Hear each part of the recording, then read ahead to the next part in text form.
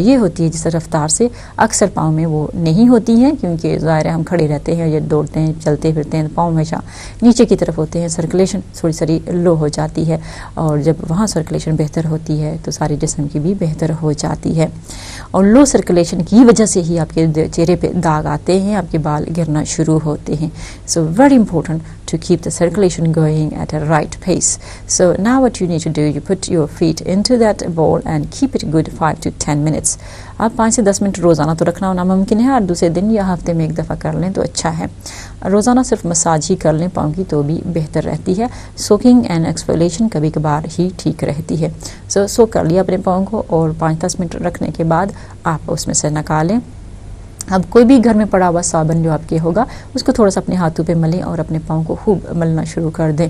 उसके बाद कोई भी हार्ड हमारे घरों में आजकल आते हैं जो बर्तन धोने के लिए छोटे से स्पंजेस आते हैं। आप देखते हो कि एक तरफ हार्ड होता है और एक तरफ सॉफ्ट होता है। जो हार्ड साइड होती है उसको सोप में थोड़ा सा डिप करके अपने पाँव पे मलना शुरू कर दें, सारे पे मलें। बल्कि आजकल पाँव के सफाई के लिए छोटे छोटे आले भी मिल जाते हैं, यानी कि you can buy some equipment for just to rub your skin. जो छोटी छोटी चीज़ें मिलती हैं वो आप किसी भी सुपर मार्केट में जाएँ या किसी भी हेल्थ शॉप में जाएँ तो आपको स्किन को रगड़ने के लिए बहुत सारी चीज़ें मिलती हैं, लेकिन there are many which can be very very harmful. So be very careful that you are buying which is quite soft to rub and not hard scrubbing.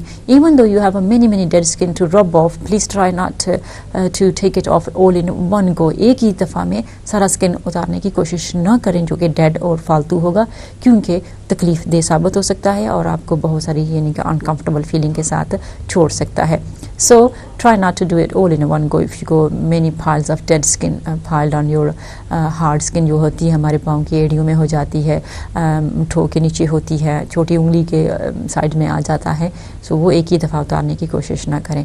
काफ़ी हद तक जब हम सोक करते हैं एलम पाउडर में या फिर लेमन में या फिर अभी मैं जैसे मैंने आपको बताया है कि आप इसको जो समुद्री सोल्ट होता है जो कि सी सोल्ट होता है उसमें भी सोक कर सकते हैं, नॉर्मल सोल्ट में भी करें तो काफ़ी हद तक तो वो सॉफ्ट हो ही जाता है। सो थोड़ा सा रब करने से जो टॉप लेयर होती है वो निकल आती है। सेकंड को भी आप कर सकते हैं लेकिन कोशिश करेंगे not to much. So say within 2 minutes of rubbing of one foot को आप 2 मिनट्स करें, दूसरे को 2 मिनट्स करें, that should be enough rubbing and scrubbing. So then after that back into the water, फिर वाटर में वो जो आपके पास पड़ा होगा उसमें रख दीजिएगा।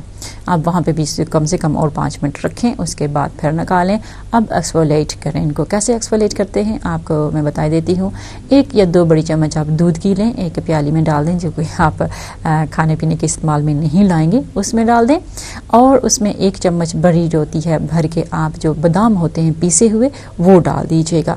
अब साथ में 2 कतरे लेमन के भी चलते हैं, 2 कतरे इसमें आप ऑलिव ऑयल या कैस्टर ऑयल के डालें तो क्या ही खूबसूरत ये एक्सफोलिएशन बन सकता है। अब इसमें रुई के बने हुए जो गोल गोल मिलते हैं, रुई के जो पैड्स होते हैं जो बाज़ार से मिलते हैं वो ले लें और इसमें डिप करके जब तक आपकी रुई पे थोड़ा सा बादाम का जो मिक्सचर है वो जो पीसा हुआ बादाम है ना लगे तब तक इसको डिप रखें और फिर जब थोड़ा सा लग जाए तो वो आप स्क्रब करना शुरू करें अपने फीट पे, अपने दोनों पाँव पे वही सब रब करें। बार बार डिप करते रहें, बार बार करते रहें। ये प्याली आप अलग से रख सकते हो अपने पाँव के लिए, you don't really have to use again in kitchen, please do not anyway and just put it in somewhere in bathroom separately for your feet. So उसको अच्छी तरह रगड़ें, खूब सारा ही एक्सफोलिएट करें, अपने हाथों से भी करें। अगर लगे कि नहीं हो रहा, बहुत ज़्यादा पानी है तो इसमें थोड़ा सा अगर आप बेसन भी डाल सकते हैं और एक एक्सफोलिएशन सा बना के खूब रगड़ें अपने पाँव में, इस यानी कि मलें, मसाज सी करें अपने पाँव की। और फिर ये भी 2 मिनट अमल करें, 2 मिनट एक पाँव को, 2 मिनट दूसरे पाँव को, और इसके बाद फिर ये पाँव अपने उस पानी में रख दें। अब 5 मिनट रखने के बाद आप इनको निकालें और अच्छी तरह धो लें जाके बाथरूम में या सिंक में, जैसे भी धोते हैं आप अपने पाँव को। धोने के बाद आप आराम से कहीं बैठें। और ये अमल जो ना ये वेरी इंपॉर्टेंट, बिकॉज जो अभी मैंने बताया है ये तो वंस अ वीक और वंस अ मंथ की बात है, लेकिन अगर जो अभी कहने लगी हूँ ये तकरीबन हर रोज़ कर लें, हर दूसरे दिन भी कर लें तो भी अच्छा रहता है, लेकिन हर रोज़ करें तो ज़्यादा अच्छा रहेगा। लेकिन जैसे कि मैंने शुरू में कहा है कि sometime too much of massage and aggravation of skin या फिर कहें कि circulation of जो blood होती है which sometimes is not good either. So obviously you need to know a little bit about yourself that it is good for you or not. If it's not, then you do not do this every single day. Maybe once a week or twice or 3 times a week might be just good idea. अब क्या करना है, आपने आराम से बैठना है और आराम से बैठ के आपने क्या करना है कि एक अपने हथेली बाहर निकालनी है, उसमें 2 या 3 कतरे आप ऑलिव ऑयल के डालेंगे। 1 कतरा या 2 कतरे इसमें आप जो होती है हमारे घरों में, अगर नहीं है तो आपको फ़ौरन से पहले जाना है और विटामिन ई ऑयल का तेल लेके आना है। सो वो 2 कतरे इसमें डालिएगा। अब अगर आपकी तबीयत में गर्मी है, आपको गर्मी का ज़्यादा एहसास हो जाता है, तो इसमें चंद कतरे रोज़ वाटर के भी डालिएगा।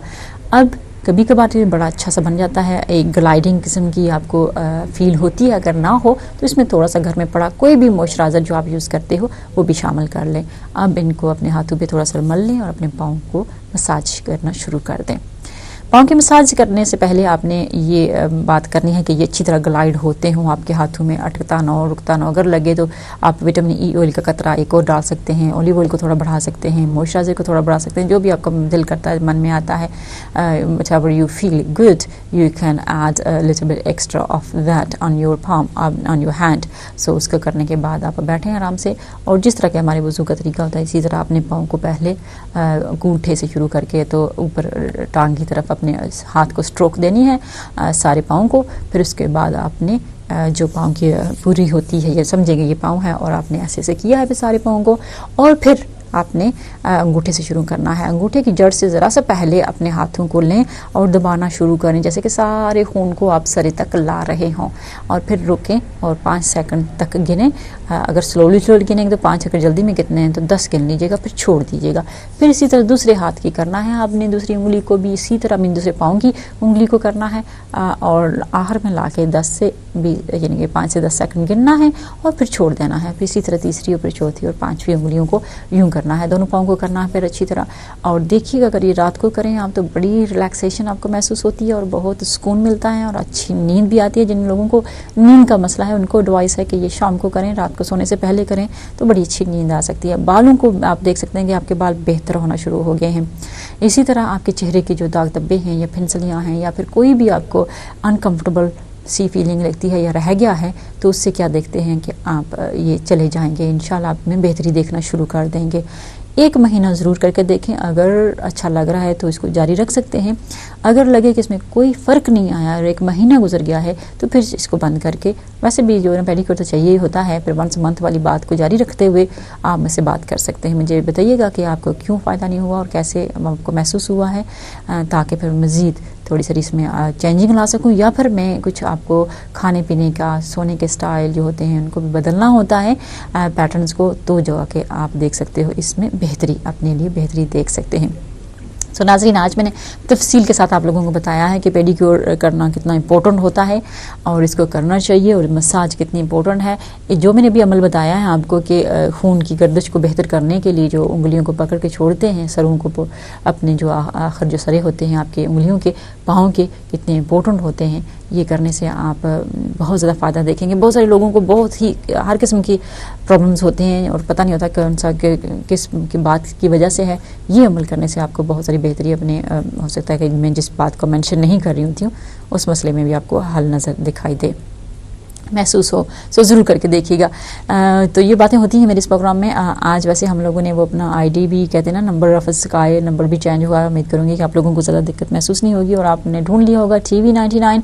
And it's today's programme watched by very lovely guy called Mahesh who I met yesterday, और जिन्होंने मुझे अपनी जगह दे दी पार्किंग की। I must say that you are very kind man, very sweet man. Thank you very much Mahesh, if you watching today's programme, hello there for you and I hope that you have a good day and rest of life. I wish you all the health and wealth.